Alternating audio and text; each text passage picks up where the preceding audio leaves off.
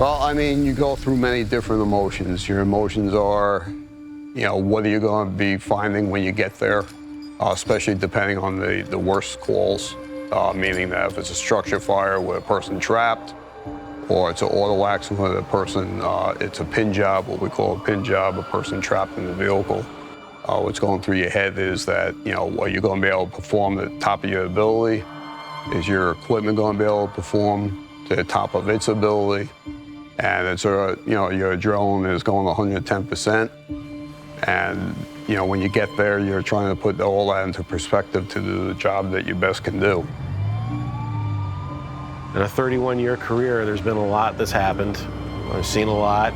There's certain things that get your heart pumping and other things that do not. But when you get called for a house fire with possibly people trapped, a serious auto accident, multiple vehicles, stuff like that gets you thinking about things and gets your adrenaline running a little bit, especially if it's somebody that you know.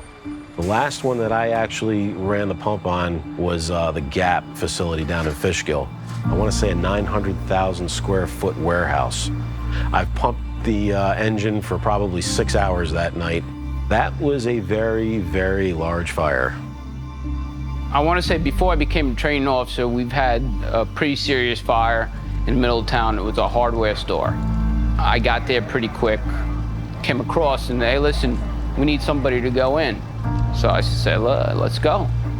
I'm not going to back it down. And had the camera, and it got hot.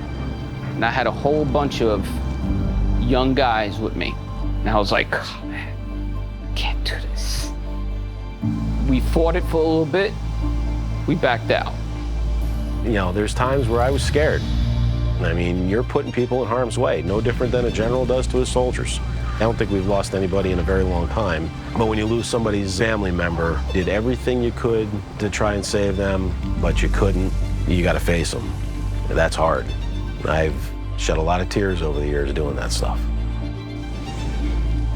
I want to say the hardest part is dealing with people that are hurt. I try to tell a lot of guys, talk, communicate. But I tell you, I don't think there's any class that's going to tell you or tell anybody here how they're going to be able to handle that. We helped out in 9/11. We helped out with a superstorm that came through, Sandy. And we've helped in major snowstorms upstate New York where we got deployed. We'll go anywhere that we're needed, and we have people, again, will drop their lives in a heartbeat to help others. And that's what makes this place the way it is. But you know what, though? It's great because in a lot of ways we do a hell of a job. I mean, I've been to a lot of cool fires where fire was rolling over our head and it was like, yo, this is the coolest thing in the world. You can't do anything better than this. When I was a chief officer, one of the best things that you can do as a chief officer is get to see your people work. And you see them taking care of families and people that are injured, taking care of their property, and it brings a lot of pride to you because you're all working as part of a team, and that's your family. But it's a very big honor to represent the people of this department. Every volunteer department in this area, it's all the same type of people that all come together to take care of problems. I've got a lot of great people in this department that work with me hand in hand for a lot of years. I've got lifelong friendships, and when the chips are down, everybody comes together and really forms a family. And that's what it's all about. It's a lot of people doing a lot of work.